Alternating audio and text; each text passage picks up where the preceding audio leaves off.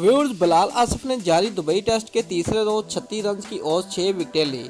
इस तरह उन्होंने ऑस्ट्रेलिया के खिलाफ डेब्यू पर शानदार बॉलिंग का 128 बरस पुराना रिकॉर्ड तोड़ दिया, जो कि 1890 में फ्रेड मार्टिन ने 50 रन के औसत 6 विकेटें उड़ाकर बनाया था।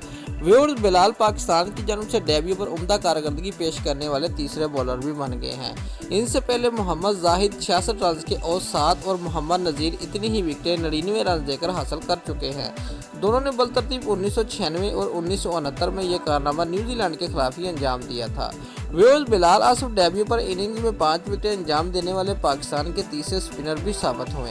इनसे पहले शाहिद अफरीदी और मोहम्मद नज़ीर ये कारनामा अंजाम दे चुके हैं। व्यूअर्स, वाज़ेह रहे कि 33 बरस और 13 दिन की उम्र में यह कारनामा अंजाम देकर बिलाल आसिफ गुज़िश्ता 5 साल में डेब्यू पर 5 या ज़्यादा विकेटें लेने वाले उम्र रसीद खिलाड़ी भी बन गए हैं।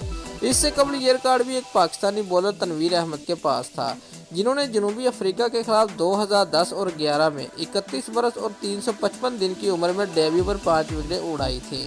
व्यूअर्स, जबकि दूसरी जन्म ऑस्ट्रेलियन टीम ने पाकिस्तान के खिलाफ पहले टेस्ट मैच की पहली इनिंग्स में टेस्ट तारीख की बदतरीन कारकर्दगी का मुजाहरा किया।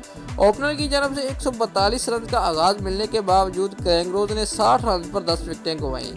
व्यूअर्स, याद रहे कि टेस्ट क्रिकेट में किसी भी टीम की ओपनर्स की जानब से सेंचुरी शराकत के बाद तीसरी बदतरीन कारकर्दगी है।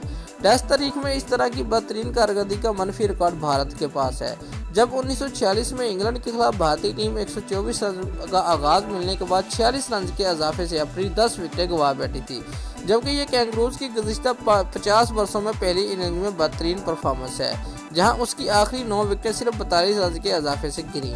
दोस्तों, अगर आपको हमारी ये वीडियो पसंद आई है तो लाइक और कमेंट लाजमी करें और हमारे चैनल को सब्सक्राइब करना मत भूलिए। शुक्रिया।